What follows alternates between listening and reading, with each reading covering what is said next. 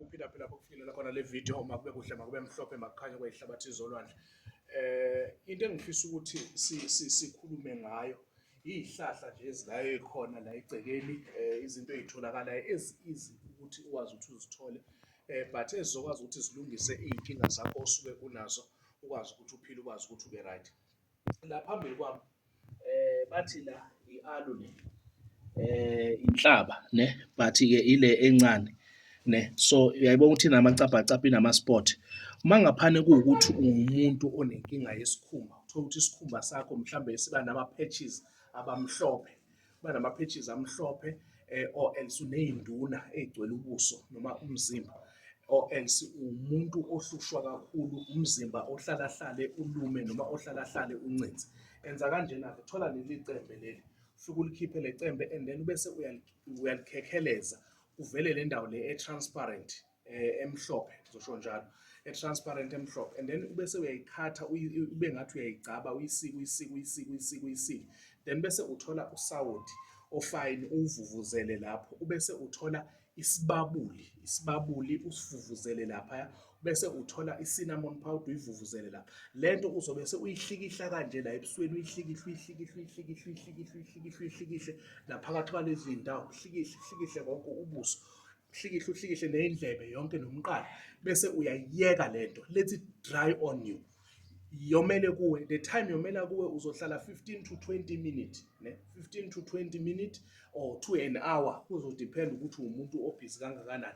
Then bese uthatha amanzi wakho makube amanzi ashisayo, then namanzi ashisayo uzowathatha ugeze ngawo ubuso, ugeze le nto le before ulale. Then uzolwana ukwenza lokho continuously ulokwane ukwenza. Uyakwazi lento ukuthi uhlale nayo the whole day, uyenze ekuseni, but fanele ungabi umuntu ozobe esebenza umsebenzi ojulukisayo, because the time ujuluka uzogcina uchopheka yilezi zinto lezi engithe zihlanganisela.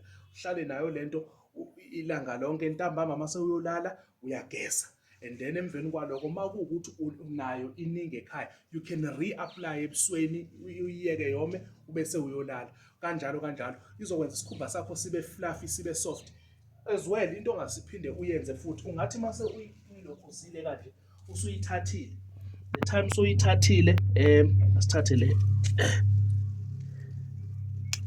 the time soyithathile wayihluba, ungakwazi ukuthi ulokhuze uyihlube, uvele le ndawo le transparent, then bese ukhamela ulamula la kancane, ukhamela ulamula, and then uyi-apply ebusweni, uyi-apply, ubuso bakho buzohlezi bu-soft, ubuso bakho ngeke bube ney'nduna. It's also going to control lento ye-acne, uthole ukuthi usumanyiphi manje nalana, omunye umuntu uthole ukuthi la kule ndawo la unento emhlophe ethaqukayo eyisidina, nala emakhaleni ikhala lakho uthole ukuthi ikhala lakho linyimfi linesidina, izokwazi ukuthi lento icontrole lona. Either kuwukuthi umuntu wesilisa noma umuntu wesifazane, izokwazi ukuthi ikusize ukwazi ukuthi umzimba wakho uhlezi u-right ngaso sonke isikhathi. Kunomuntu uthola ukuthi ubuso bakhe, sasithi thina emakhaya umuntu usuke ekhothwe yinja, uthiwa ukhothwe yinja, uyoma la, uthola ukuthi uneyishishi, unombandamu nasebusweni. So le nto le izokwazi ukuthi icontrole loo nto, ukwazi ukuthi uphile. Makube kuhle, makube mhlophe, makukhanye kweyihlabathi zolwandle.